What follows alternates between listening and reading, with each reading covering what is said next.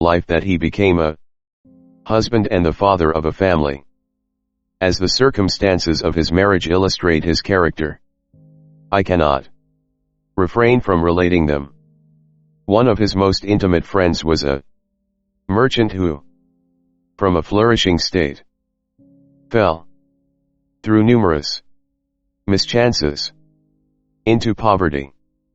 This man, whose name was Beaufort, was of a proud and unbending disposition and could not bear to live in poverty and oblivion in the same country where he had formerly been distinguished for his rank and magnificence.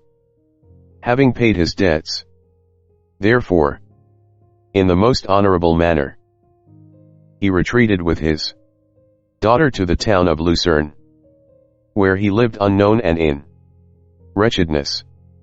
My father loved Beaufort with the truest friendship and was deeply grieved by his retreat in these unfortunate circumstances. He bitterly deplored the false pride which led his friend to a conduct so little worthy of the affection that united them. He lost no time in endeavoring to seek him out, with the hope of persuading him to begin the world again through his credit and assistance. Beaufort had taken effectual measures to conceal himself, and it was 10 months before my father discovered his abode. Overjoyed at this discovery, he hastened to the house, which was situated in a mean street near the Royce. But when he entered, misery and despair alone welcomed him.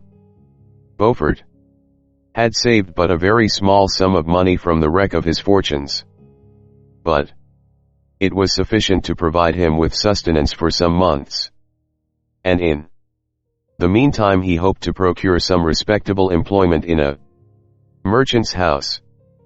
The interval was, consequently, spent in inaction. His grief only became more deep and rankling when he had leisure for reflection, and at length it took so fast hold of his mind that at the end of 3 months he lay on a bed of sickness, incapable of any exertion. His daughter attended him with the greatest tenderness, but she saw with despair that their little fund was rapidly decreasing and that there was no other prospect of support. But Caroline Beaufort possessed a mind of an uncommon mold, and her courage rose to support her in her adversity. She procured plain work. She plaited straw and, by various means, contrived to earn a pittance scarcely sufficient to support life. Several months passed in this manner. Her father grew worse.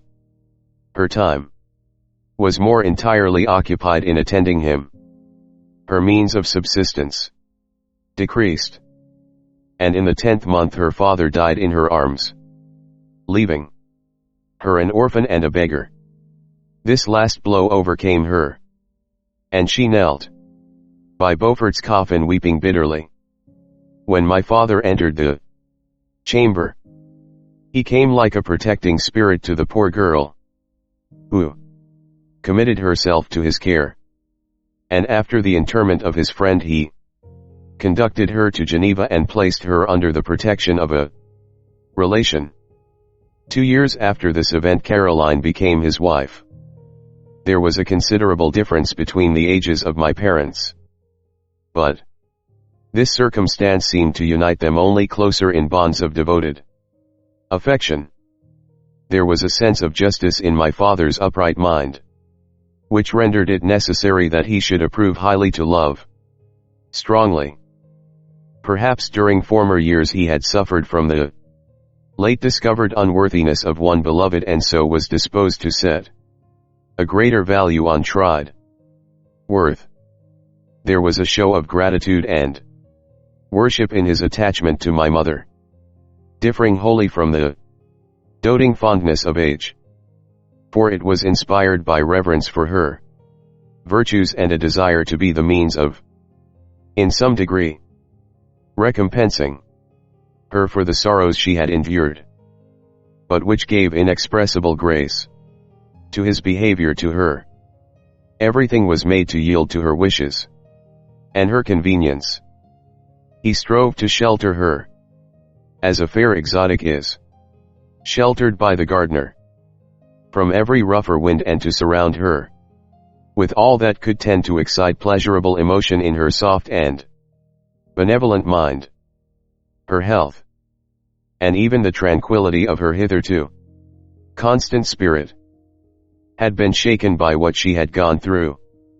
During the 2 years that had elapsed previous to their marriage, my father had gradually relinquished all his public functions, and immediately after their union they sought the pleasant climate of Italy, and the change of scene and interest attendant on a tour through that land of wonders, as a restorative for her weakened frame. From Italy they visited Germany and France. Their eldest child, was born at Naples, and as an infant accompanied them in their rambles. I remained for several years their only child. Much as they were attached to each other, they seemed to draw inexhaustible stores of affection from a very mine of love to bestow them upon me. My mother's tender caresses and my father's smile of benevolent pleasure while regarding me are my first recollections. I was their plaything and their idol, and something better, their child, the innocent and helpless creature bestowed on them by heaven, whom to bring up to good, and whose future lot it was in their hands to direct to happiness or misery, according as they fulfilled their duties towards me, with this deep consciousness of what they owed towards the being to which they had given life, added to the active spirit of tenderness that animated both. It may be imagined that while during every hour of my infant life I received a lesson of patience, of charity, and of self-control, I was so guided by a silken cord that all seemed but one train of enjoyment to me. For a long time I was their only care.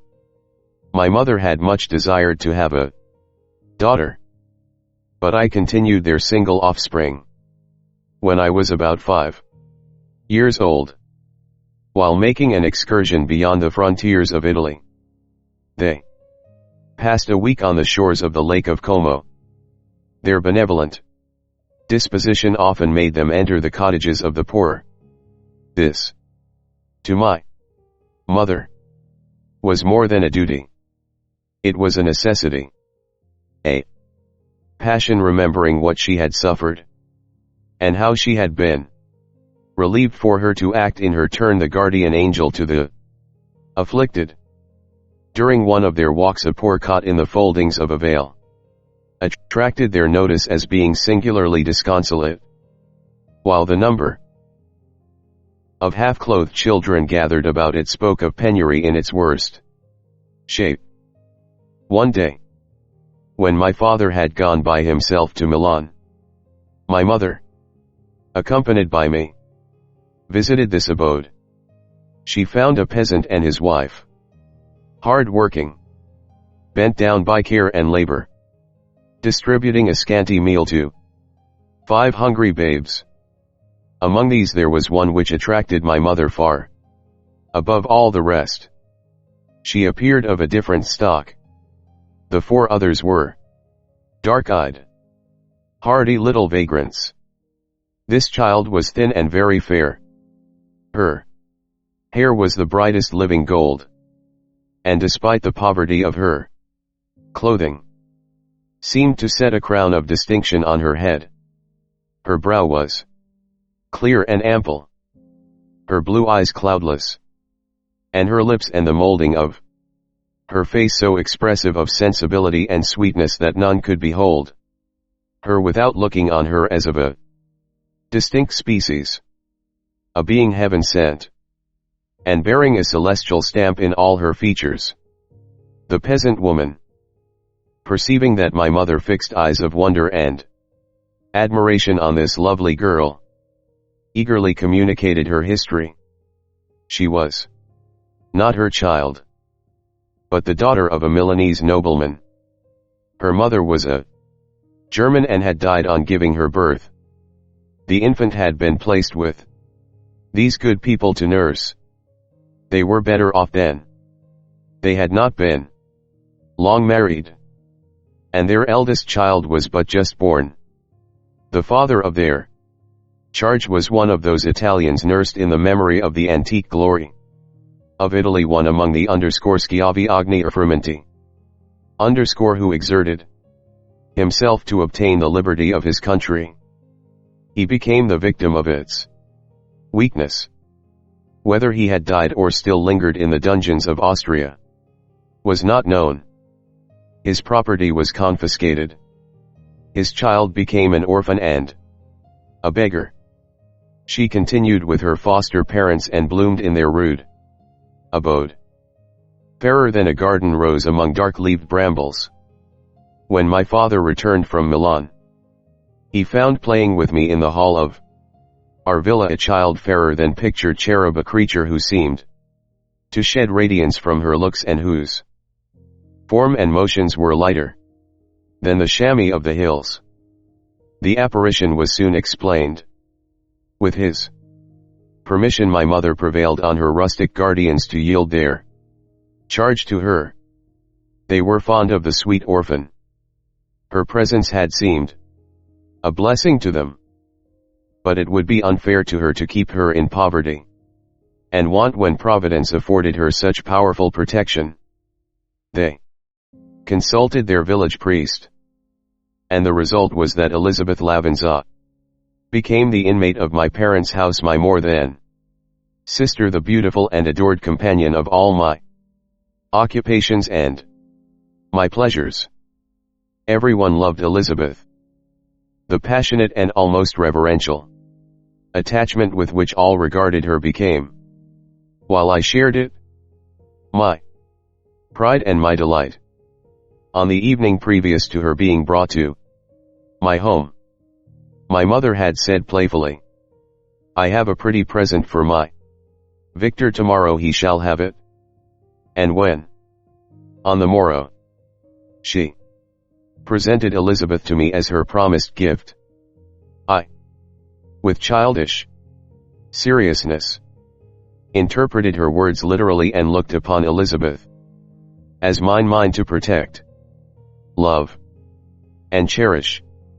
All praises bestowed on her I received as made to a possession of my own.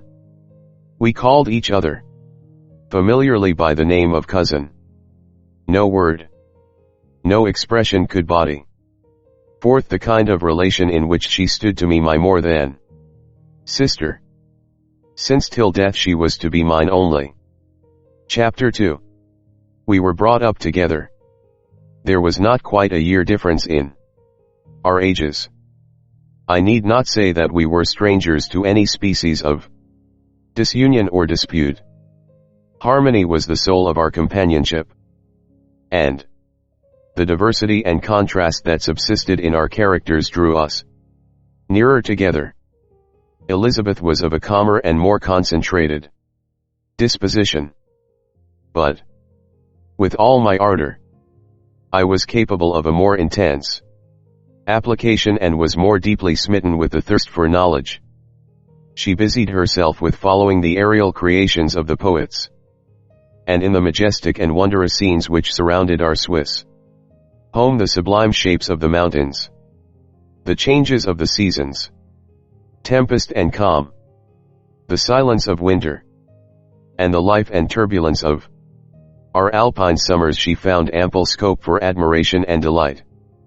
While my companion contemplated with a serious and satisfied spirit the magnificent appearances of things, I delighted in investigating their causes. The world was to me a secret which I desired to divine. Curiosity, earnest research to learn the hidden laws of nature, gladness akin to rapture, as they were unfolded to me, are among the earliest sensations I can remember. On the birth of a second son, my junior by 7 years, my parents gave up entirely their wandering life and fixed themselves in their native country. We possessed a house in Geneva, and _campaign_ on Belrive, the eastern shore of the lake, at the distance of rather more than a league from the city. We resided principally in the latter, and the lives of my parents were passed in considerable seclusion. It was my temper to avoid a crowd and to attach myself fervently to a few. I was indifferent, therefore, to my schoolfellows in general, but I united myself in the bonds of the closest friendship to one among them. Henry Clerval was the son of a merchant of Geneva.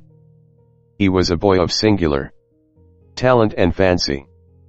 He loved enterprise, hardship, and even danger for its own sake. He was deeply read in books of chivalry and romance. He composed heroic songs and began to write many a tale of enchantment and knightly adventure. He tried to make us act plays and to enter into masquerades, in which the characters were drawn from the heroes of Roncesvalles, of the Round Table of King Arthur, and the chivalrous train who shed their blood to redeem the Holy Sepulchre from the hands of the infidels. No human being could have passed a happier childhood than myself. My parents were possessed by the very spirit of kindness and indulgence. We felt that they were not the tyrants to rule our lot according to their caprice, but the agents and creators of all the many delights which we enjoyed.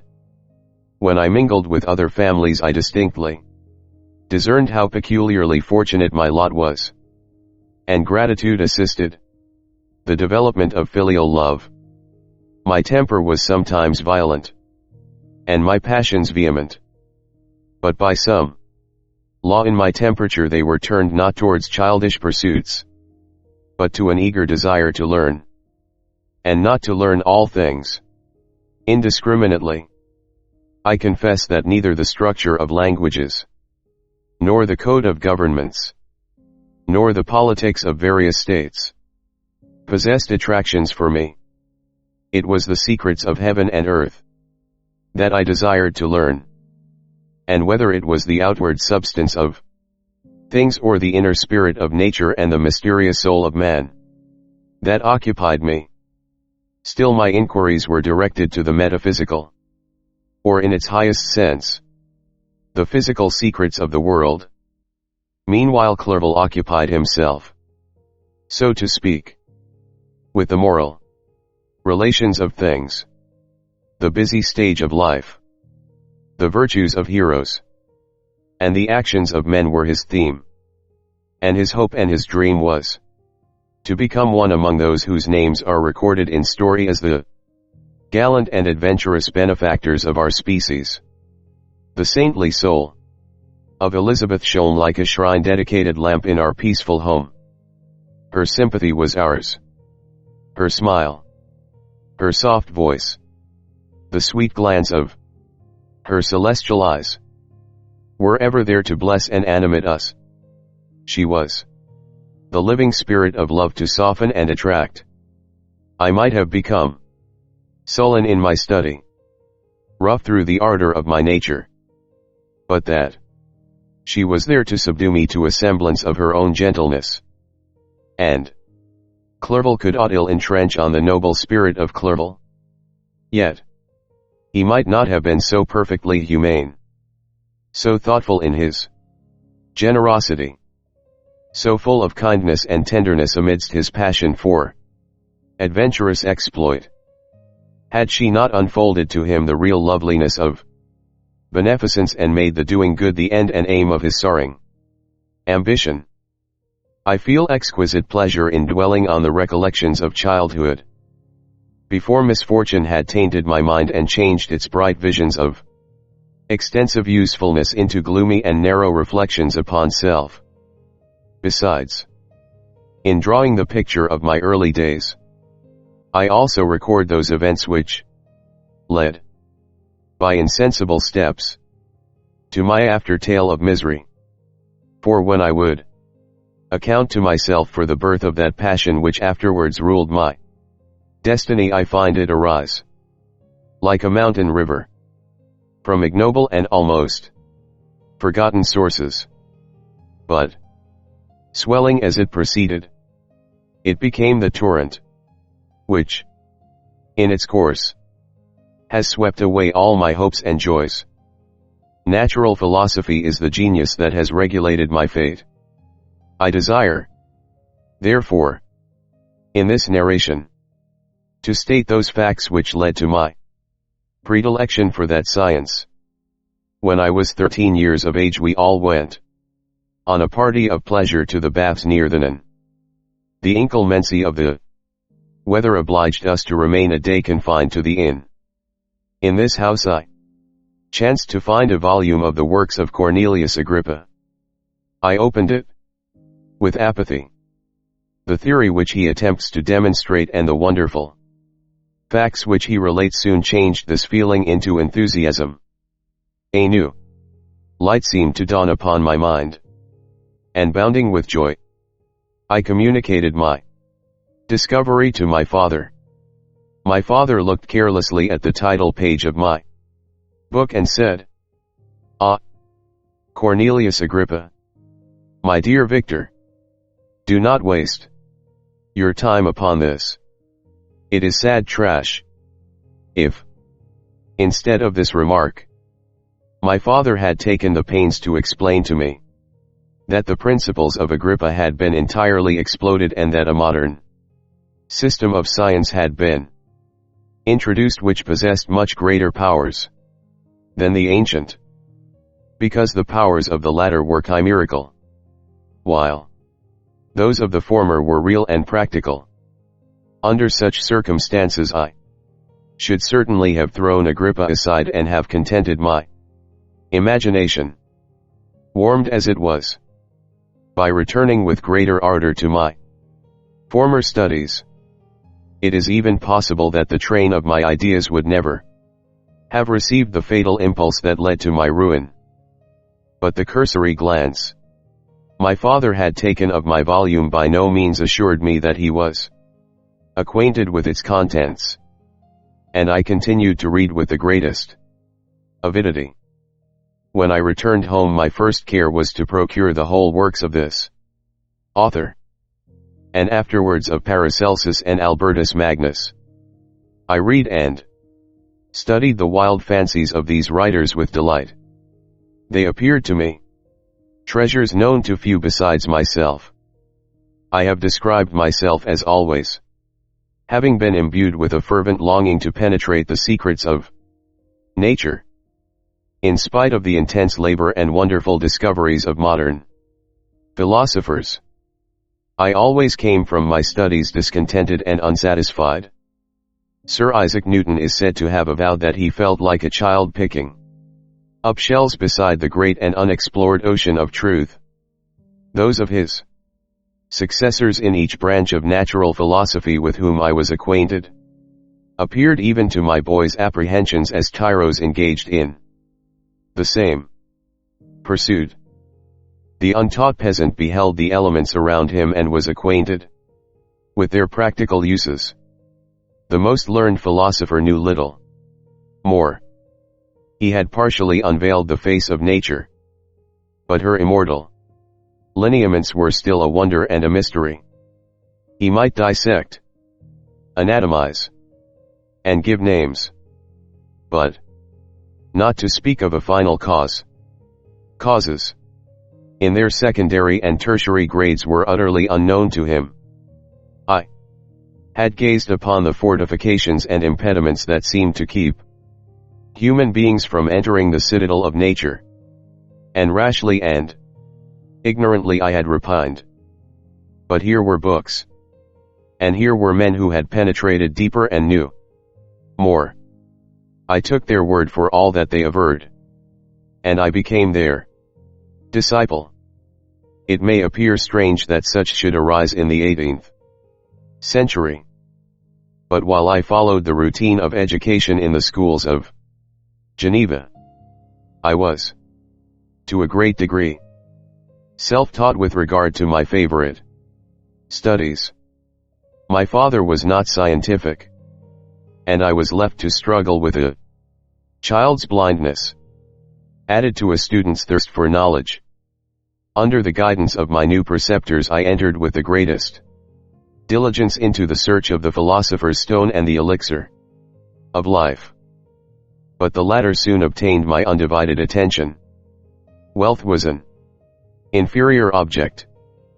But what glory would attend the discovery if I could banish disease from the human frame and render man invulnerable to any but a violent death?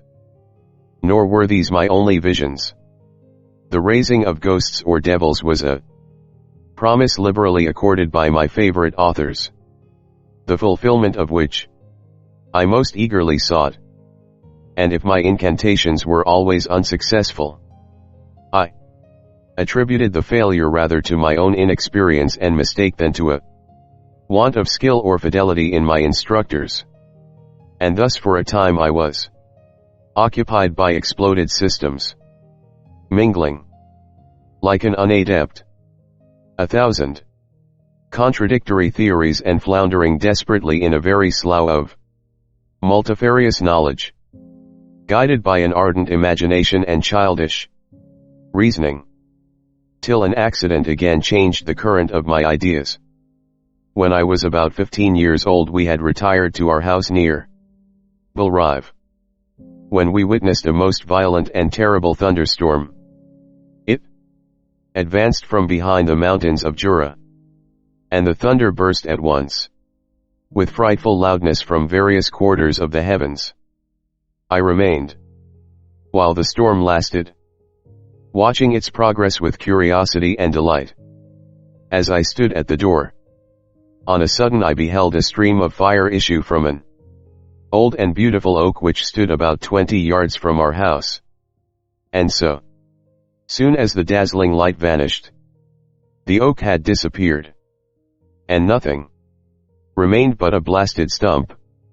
When we visited it the next morning, we found the tree shattered in a singular manner.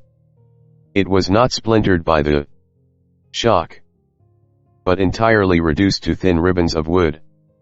I never beheld anything so utterly destroyed. Before this I was not unacquainted with the more obvious laws of electricity. On this occasion a man of great research in natural philosophy was with us, and excited by this catastrophe, he entered on the explanation of a theory which he had formed on the subject of electricity and galvanism, which was at once new and astonishing to me. All that he said threw greatly into the shade Cornelius Agrippa, Albertus Magnus, and Paracelsus, the lords of my imagination. But by some fatality the overthrow of these men disinclined me to pursue my accustomed studies. It seemed to me as if nothing would or could ever be known.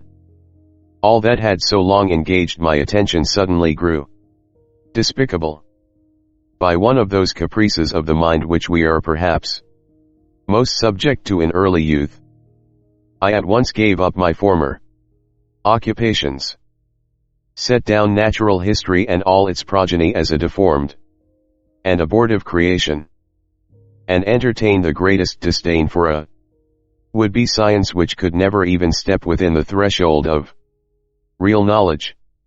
In this mood of mind I betook myself to the mathematics and the branches of study appertaining to that science as being built upon secure foundations, and so worthy of my consideration. Thus strangely are our souls constructed, and by such slight ligaments are we bound to prosperity or ruin. When I look back, it seems to me as if this almost miraculous change of inclination and will was the immediate suggestion of the guardian angel of my life, the last effort made by the spirit of preservation to avert the storm that was even then hanging in the stars and ready to envelop me. Her victory was announced by an unusual tranquility and gladness of soul which followed the relinquishing of my ancient and latterly tormenting studies. It was thus that I was to be taught to associate evil with their prosecution, happiness with their disregard. It was a strong effort of the spirit of good. But it was ineffectual. Destiny was too potent. And her immutable laws had decreed my utter and terrible destruction. Chapter 3. When I had attained the age of 17, my parents resolved that I should become a student at the University of Ingolstadt. I had hitherto attended the schools of Geneva. But my father thought it necessary for the completion of my education that I should be made acquainted with other customs than those of my native country. My departure was therefore fixed at an early date. But before the day resolved upon could arrive, the first misfortune of my life occurred, an omen, as it were, of my future misery. Elizabeth had caught the scarlet fever. Her illness was severe, and she was in the greatest danger. During her illness many arguments had been urged to persuade my mother to refrain from attending upon her. She had at first yielded to our entreaties. But when she heard that the life of her favorite was menaced, she could no longer control her anxiety. She attended her sickbed. Her watchful attentions triumphed over the malignity of the distemper. Elizabeth was saved. But the consequences of this imprudence were fatal to her preserver. On the third day my mother sickened. Her fever was accompanied by the most alarming symptoms, and the looks of her medical attendants prognosticated the worst event. On her deathbed the fortitude and benignity of this best of women did not desert her. She joined the hands of Elizabeth and myself. "My children," she said, "my firmest hopes of future happiness were placed on the prospect of your union. This expectation will now be the consolation of your father. Elizabeth, my love, you must supply my place to my younger children.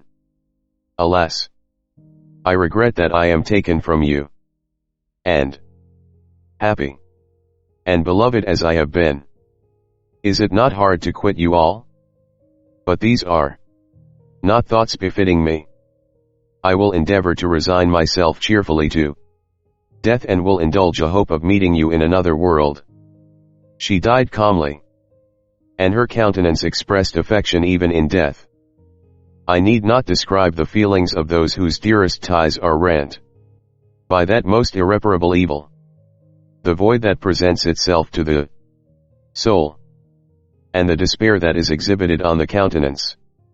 It is so long before the mind can persuade itself that she whom we saw every day, and whose very existence appeared a part of our own, can have departed forever, that the brightness of a beloved eye can have been extinguished, and the sound of a voice so familiar and dear to the ear can be hushed, never more to be heard.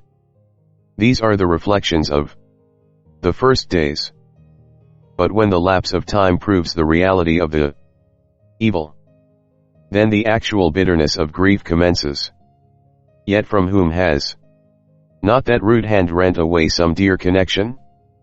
And why should I describe a sorrow which all have felt and must feel?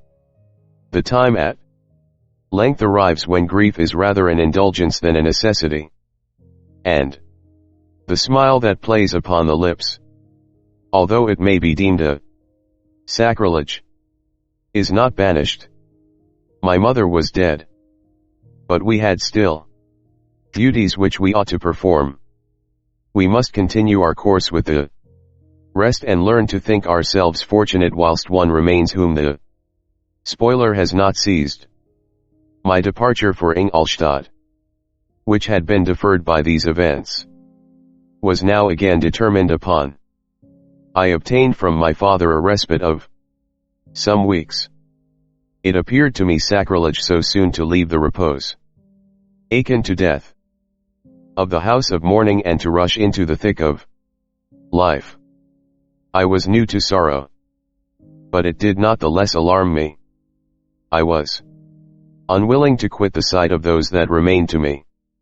And above all, I desired to see my sweet Elizabeth in some degree consoled.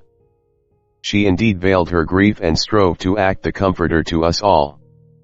She looked steadily on life and assumed its duties with courage and zeal. She devoted herself to those whom she had been taught to call her uncle and cousins. Never was she so enchanting as at this time, when she recalled the sunshine of her smiles and spent them upon us. She forgot even her own regret in her endeavors to make us forget. The day of my departure at length arrived. Clerval spent the last evening with us. He had endeavored to persuade his father to permit him to accompany me and to become my fellow student. But in vain. His father was a narrow-minded trader and saw idleness and ruin in the aspirations and ambition of his son. Henry deeply felt the misfortune of being debarred from a liberal education. He said little, but when he spoke I read in his kindling eye and in his animated glance a restrained but firm resolve not to be chained to the miserable details of commerce. We sat late. We could not tear ourselves away from each other nor persuade ourselves to say the word farewell. It was said, and we retired under the pretense of seeking repose, each fancying that the other was deceived. But when at morning's dawn I descended to the carriage which was to convey me away, they were all there, my father again to bless me, Clerval to press my hand once more, my Elizabeth to renew her entreaties that I would write often and to bestow the last feminine attentions on her playmate and friend. I threw myself into the chaise that was to convey me away and indulged in the most melancholy reflections.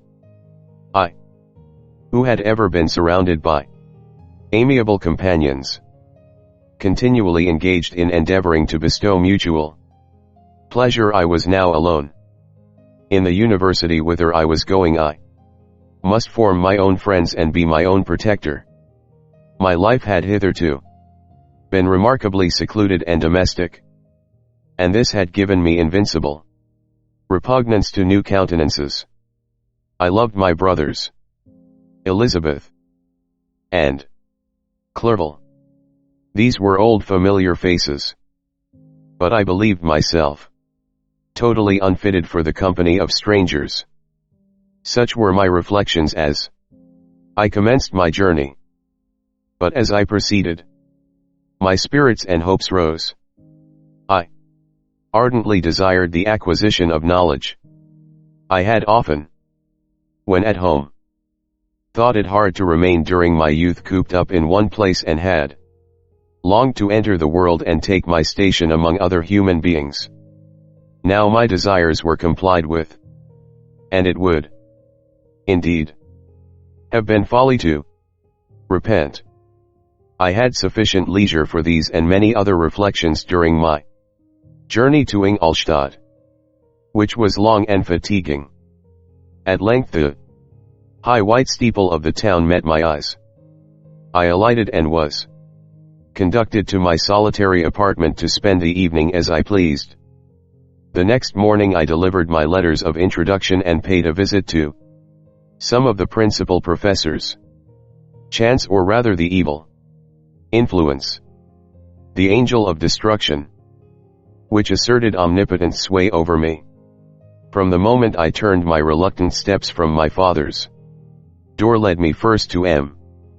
Krempe, professor of natural philosophy. He was an uncouth man, but deeply imbued in the secrets of his science. He asked me several questions concerning my progress in the different branches of science appertaining to natural philosophy. I replied carelessly, and, partly in contempt, mentioned the names of my alchemists as the principal authors I had studied. The professor stared. "Have you," he said, really spent your time in studying such nonsense? I replied in the affirmative. Every minute. Continued M. Cramp with warmth. Every instant that you have wasted on those books is utterly and entirely lost. You have burdened your memory with exploded systems and useless names. Good God! In what desert land have you lived, where no one was kind enough to inform you that these fancies which you have so greedily imbibed are 1,000 years old and as musty as they are ancient? I little expected, in this enlightened and scientific age, to find a disciple of Albertus Magnus and Paracelsus. My dear sir, you must begin your studies entirely anew. So saying, he stepped aside and wrote down a list of several books treating of natural philosophy which he desired me to procure, and dismissed me after mentioning that in the beginning of the following week he intended to commence a course of lectures upon natural philosophy in its general relations, and that M. Waldman, a fellow professor, would lecture upon chemistry the alternate days that he omitted. I returned home not disappointed, for I have said that I had long considered those authors useless whom the professor reprobated. But I returned not at all the more inclined to recur to these studies in any shape. M. Cramp was a little squat man with a gruff voice and a repulsive countenance. The teacher, therefore, did not prepossess me in favor of his pursuits, in rather a too philosophical and connected a strain. Perhaps I have given an account of the conclusions I had come to concerning them in my early years. As a child I had not been content with the results promised by the modern professors of natural science, with a confusion of ideas only to be accounted for by my extreme youth and my want of a guide on such matters. I had retrod the steps of knowledge along the paths of time and exchanged the discoveries of recent inquirers for the dreams of forgotten alchemists. Besides, I had a contempt for the uses of modern natural philosophy.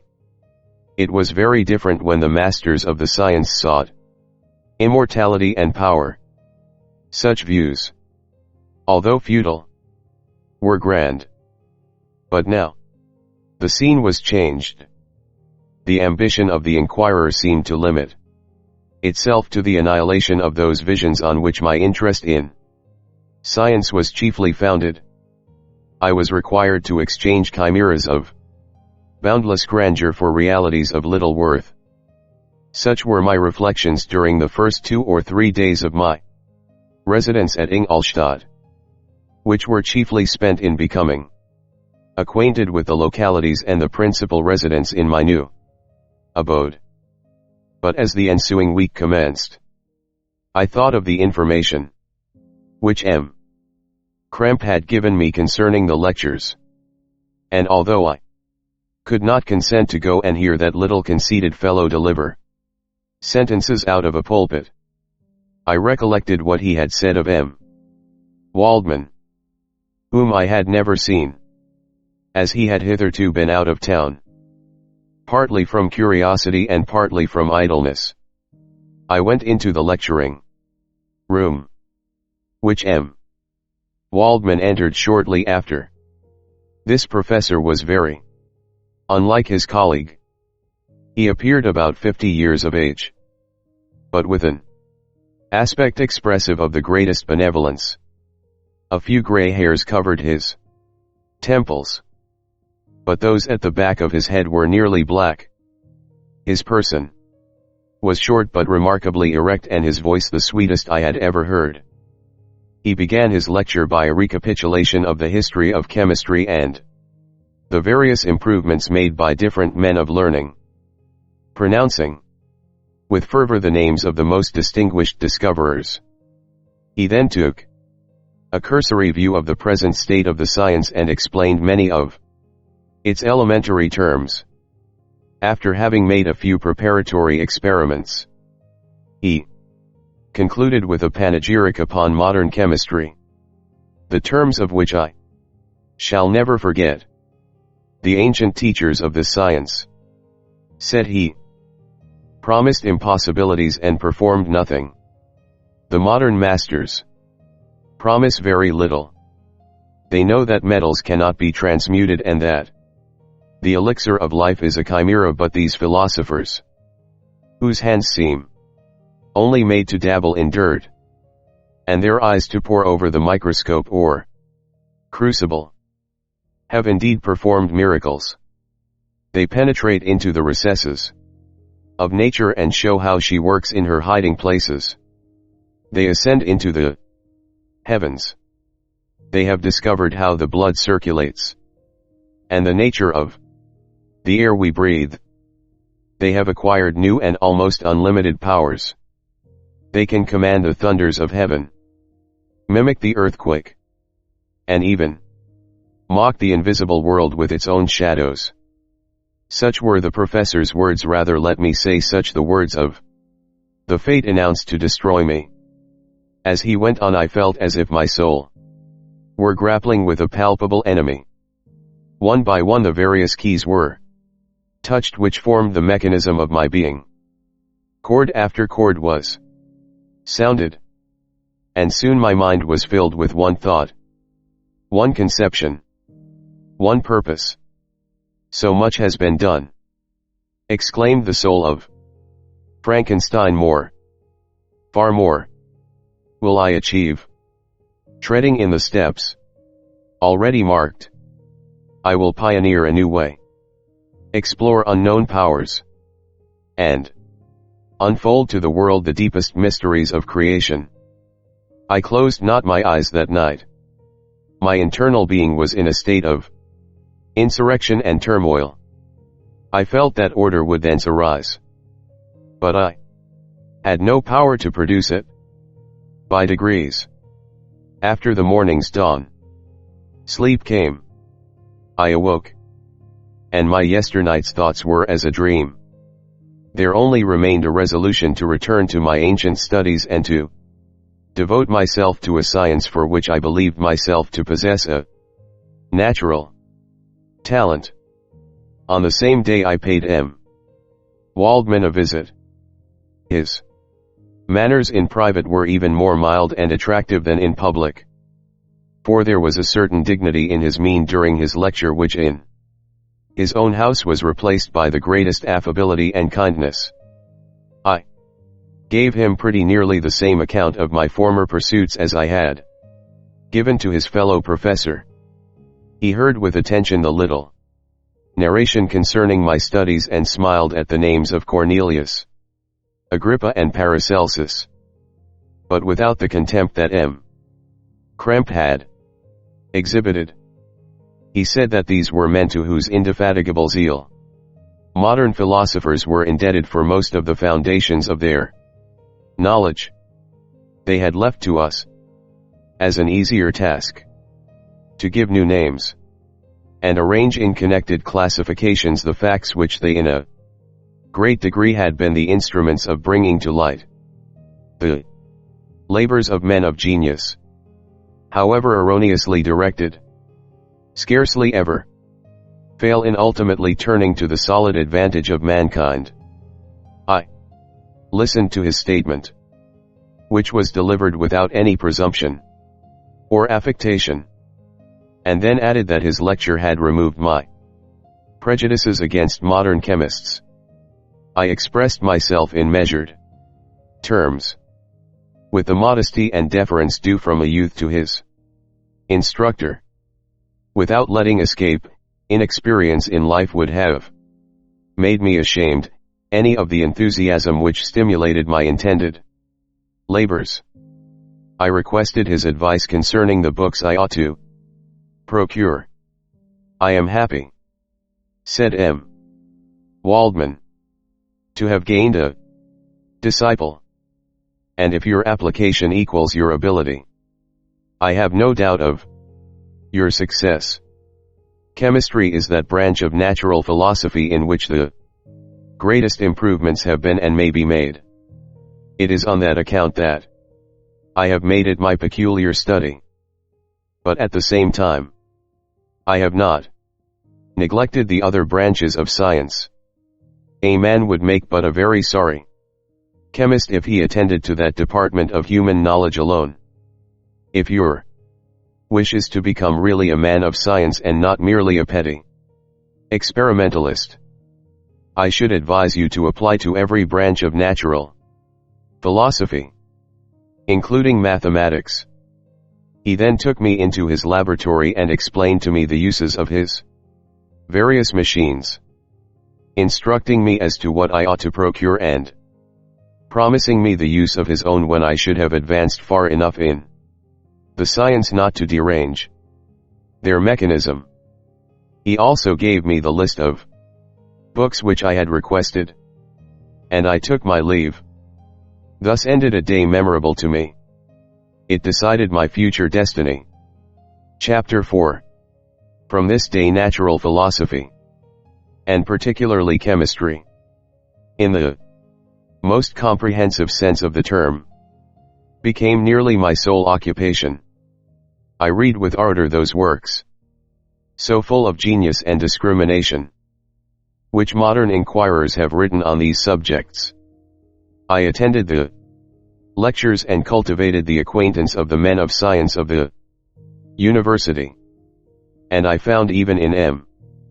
Cramp a great deal of sound sense and real information combined, it is true, with a repulsive physiognomy and manners, but not on that account the less valuable. In M. Waldman I found a true friend. His gentleness was never tinged by dogmatism, and his instructions were given with an air of frankness and good nature that banished every idea of pedantry. In 1,000 ways, he smoothed for me the path of knowledge and made the most abstruse inquiries clear and facile to my apprehension. My application was at first fluctuating and uncertain. It gained strength as I proceeded and soon became so ardent and eager that the stars often disappeared in the light of morning whilst I was yet engaged in my laboratory. As I applied so closely, it may be easily conceived that my progress was rapid. My ardor was indeed the astonishment of the students, and my proficiency that of the masters. Professor Cramp often asked me, with a sly smile, how Cornelius Agrippa went on, whilst M. Waldman expressed the most heartfelt exultation in my progress. 2 years passed in this manner, during which I paid no visit to Geneva, but was engaged, heart and soul, in the pursuit of some discoveries which I hope to make. None but those who have experienced them can conceive of the enticements of science. In other studies you go as far as others have gone before you, and there is nothing more to know. But in a scientific pursuit there is continual food for discovery and wonder. A mind of moderate capacity which closely pursues one study must infallibly arrive at great proficiency in that study. And I, who continually sought the attainment of one object of pursuit and was solely wrapped up in this, improved so rapidly that at the end of 2 years I made some discoveries in the improvement of some chemical instruments, which procured me great esteem and admiration at the university. When I had arrived at this point and had become as well acquainted with the theory and practice of natural philosophy as depended on the lessons of any of the professors at Ingolstadt, my residence there being no longer conducive to my improvements, I thought of returning to my friends and my native town, when an incident happened that protracted my stay. One of the phenomena which had peculiarly attracted my attention was the structure of the human frame. and, indeed, any animal endued with life. Whence? I often asked myself, did the principle of life proceed? It was a bold question, and one which has ever been considered as a mystery. Yet with how many things are we upon the brink of becoming acquainted? If cowardice or carelessness did not restrain our inquiries. I revolved these circumstances in my mind and determined thenceforth to apply myself more particularly to those branches of natural philosophy which relate to physiology. Unless I had been animated by an almost supernatural enthusiasm, my application to this study would have been irksome and almost intolerable. To examine the causes of life, we must first have recourse to death. I became acquainted with the science of anatomy. But this was not sufficient. I must also observe the natural decay and corruption of the human body. In my education my father had taken the greatest precautions that my mind should be impressed with no supernatural horrors. I do not ever remember to have trembled at a tale of superstition or to have feared the apparition of a spirit. Darkness had no effect upon my fancy, and a churchyard was to me merely the receptacle of bodies deprived of life, which, from being the seat of beauty and strength, had become food for the worm. Now I was led to examine the cause and progress of this decay and forced to spend days and nights in vaults and charnel houses. My attention was fixed upon every object the most insupportable to the delicacy of the human feelings. I saw how the fine form of man was degraded and wasted. I beheld the corruption of death succeed to the blooming cheek of life. I saw how the worm inherited the wonders of the eye and brain. I paused, examining and analyzing all the minutiae of causation, as exemplified in the change from life to death, and death to life, until from the midst of this darkness a sudden light broke in upon me, a light so brilliant and wondrous, yet so simple, that while I became dizzy with the immensity of the prospect which it illustrated, I was surprised that among so many men of genius who had directed their inquiries towards the same science, that I alone should be reserved to discover so astonishing a secret. Remember, I am not recording the vision of a madman. The sun does not more certainly shine in the heavens than that which I now affirm is true. Some miracle might have produced it. Yet the stages of the discovery were distinct and probable. After days and nights of incredible labor and fatigue, I succeeded in discovering the cause of generation and life.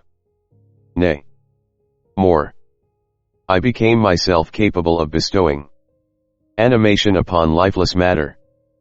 The astonishment which I had at first experienced on this discovery soon gave place to delight and rapture. After so much time spent in painful labor, to arrive at once at the summit of my desires was the most gratifying consummation of my toils. But this discovery was so great and overwhelming that all the steps by which I had been progressively led to it were obliterated, and I beheld only the result. What had been the study and desire of the wisest men since the creation of the world was now within my grasp. Not that, like a magic scene, it all opened upon me at once. The information I had obtained was of a nature rather to direct my endeavors so soon as I should point them towards the object of my search than to exhibit that object already accomplished. I was like the Arabian who had been buried with the dead, and found a passage to life, aided only by one glimmering and seemingly ineffectual light. I see by your eagerness and the wonder and hope which your eyes Express, my friend, that you expect to be informed of the secret with which I am acquainted. That cannot be. Listen patiently until the end of my story, and you will easily perceive why I am reserved upon that subject. I will not lead you on, unguarded and ardent as I then was, to your destruction and infallible misery.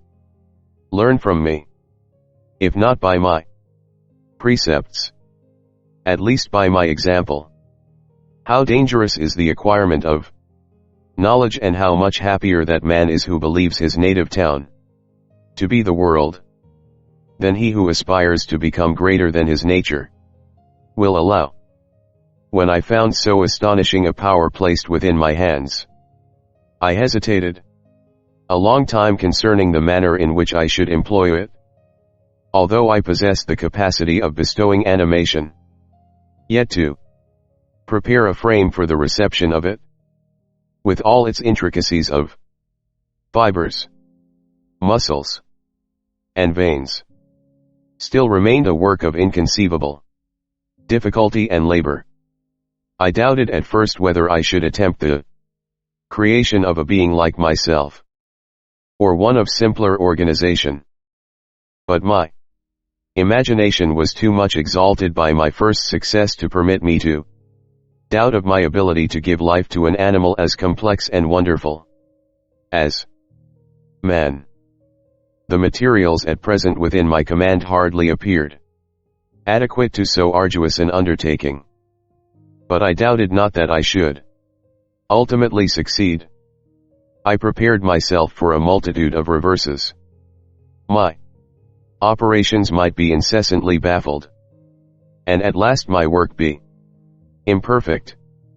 Yet when I considered the improvement which every day takes place in science and mechanics, I was encouraged to hope my present attempts would at least lay the foundations of future success. Nor could I consider the magnitude and complexity of my plan as any argument of its impracticability. It was with these feelings that I began the creation of a human being. As the minuteness of the parts formed a great hindrance to my speed, I resolved, contrary to my first intention, to make the being of a gigantic stature, that is to say, about 8 feet in height, and proportionably large. After having formed this determination and having spent some months in successfully collecting and arranging my materials, I began. No one can conceive the variety of feelings which bore me onwards, like a hurricane. In the first enthusiasm of success, life and death appeared to me ideal bounds, which I should first break through, and pour a torrent of light into our dark world. A new species would bless me as its creator and source. Many happy and excellent natures would owe their being to me. No father could claim the gratitude of his child so completely as I should deserve theirs. Pursuing these reflections, I thought that if I could bestow animation upon lifeless matter, I might in process of time, although I now found it impossible, renew life where death had apparently devoted the body to corruption. These thoughts supported my spirits, while I pursued my undertaking with unremitting ardor. My cheek had grown pale with study, and my person had become emaciated with confinement. Sometimes, on the very brink of certainty, I failed. Yet still I clung to the hope which the next day or the next hour might realize. One secret which I alone possessed was the hope to which I had dedicated myself. And the moon gazed on my midnight labors, while, with unrelaxed and breathless eagerness, I pursued nature to her hiding places. Who shall conceive the horrors of my secret toil as I dabbled among the unhallowed damps of the grave, or tortured the living animal to animate the lifeless?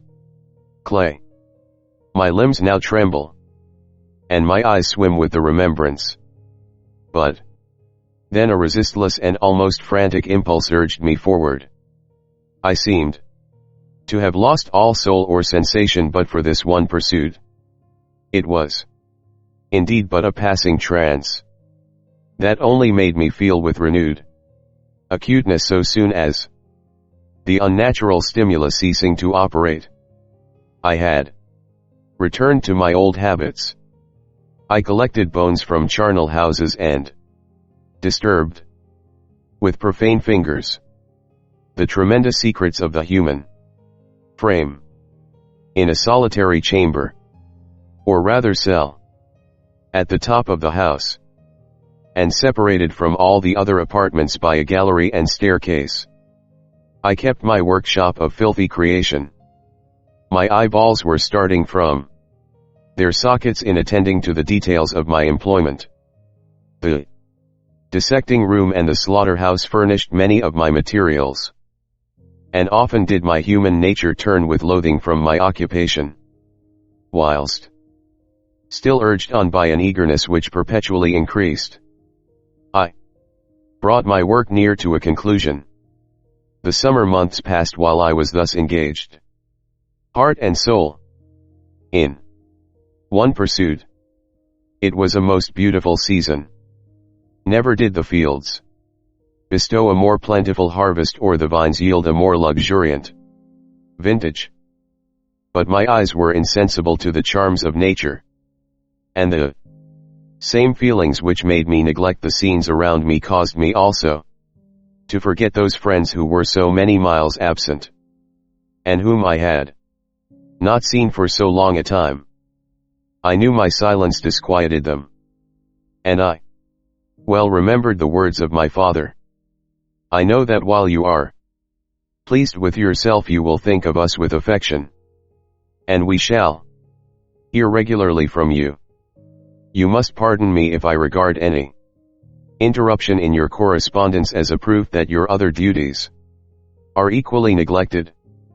I knew well therefore what would be my father's feelings, but I could not tear my thoughts from my employment, loathsome in itself, but which had taken an irresistible hold of my imagination. I wished, as it were, to procrastinate all that related to my feelings of affection, until the great object, which swallowed up every habit of my nature, should be completed. I then thought that my father would be unjust if he ascribed my neglect to vice or faultiness on my part. But I am now convinced that he was justified in conceiving that I should not be altogether free from blame. A human being in perfection ought always to preserve a calm and peaceful mind and never to allow passion or a transitory desire to disturb his tranquility. I do not think that the pursuit of knowledge is an exception to this rule.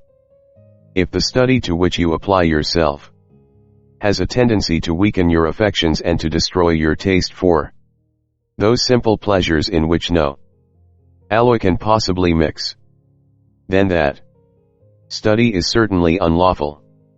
That is to say, not befitting the human mind. If this rule were always observed, if no man allowed any pursuit whatsoever to interfere with the tranquility of his domestic affections,